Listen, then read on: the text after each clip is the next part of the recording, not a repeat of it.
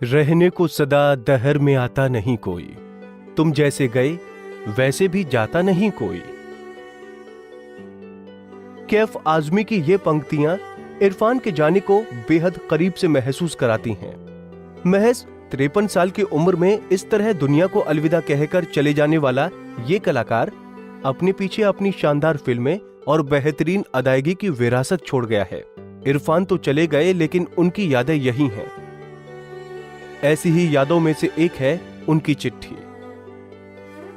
इरफान ने साल 2019 में अपने फेसबुक पर मीडिया के लिए एक ओपन लेटर लिखा था, जिसे पढ़कर आपकी आंखें भी नम हो जाएंगी।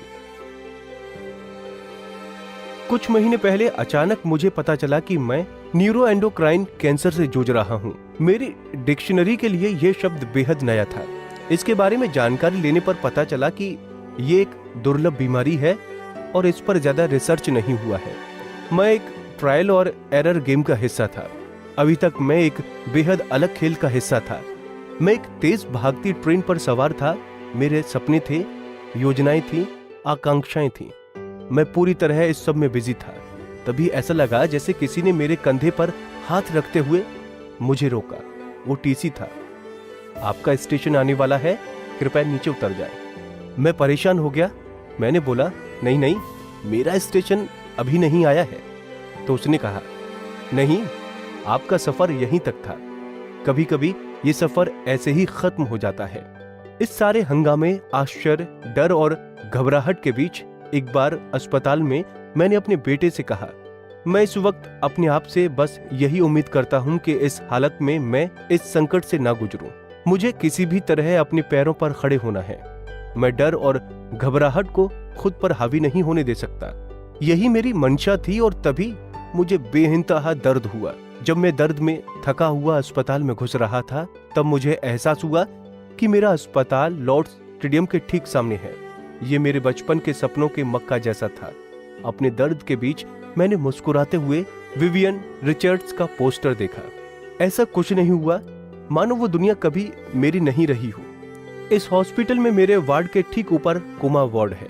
मैं अपने अस्पताल के कमरे की बालकनी में खड़ा था और इसने मुझे हिलाकर रख दिया। जिंदगी और मौत के खेल के बीच मात्र एक सड़क है। एक तरफ अस्पताल, एक तरफ स्टेडियम। दुनिया में बस एक ही चीज निश्चित है, अनिश्चितता। मेरे अस्पताल के इस लोकेशन ने मुझे हिलाकर रख दिया। मैं सिर्फ अपनी ताकत को महसूस कर सकता था और अपना खेल अच्छी तरह से खेलने की कोशिश कर सकता था।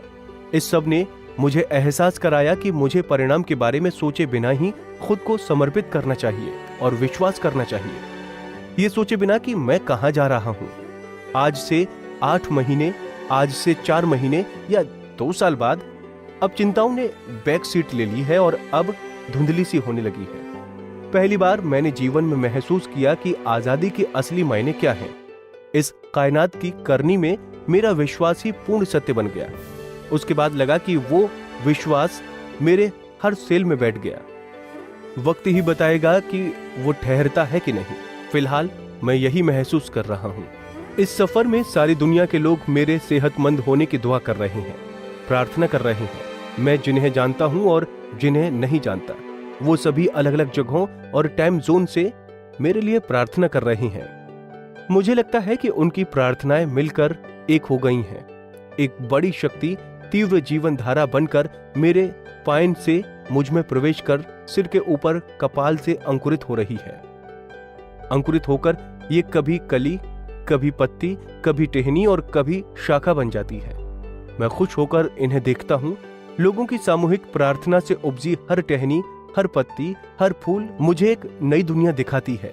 एहसास होता है कि जरूरी नहीं कि लहरों पर ढक्कन का नियंत्रण हो, जैसे आप कुदरत के पालने में झूल रहे हो।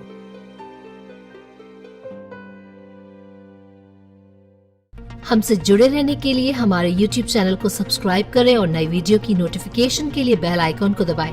अगर आप ये वीडियो Facebook पर देख रहे हैं तो लाइक जरूर करें और ज्यादा से ज्यादा शेयर करें। धन्यवाद।